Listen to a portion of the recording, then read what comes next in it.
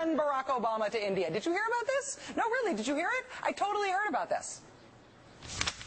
Just within a day or so, the President of the United States will be taking a trip over to India that is expected to cost the taxpayers $200 million a day. He's taking 2,000 people with him.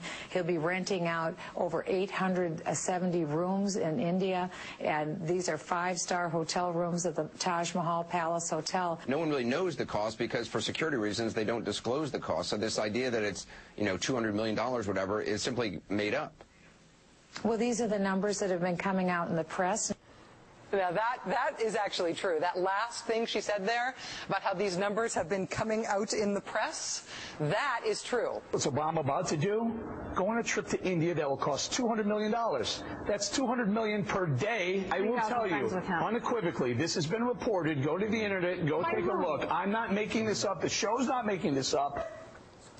Go to the internet. I'm not making this up. This stuff is on the internet. It's true on the internet. You want to know what else is true on the internet? Canned unicorn meat with sparkles. You want to know what else is true on the internet? And zoom in a little bit and a little bit closer. What does that look like to you? Those are the bites of a vampire.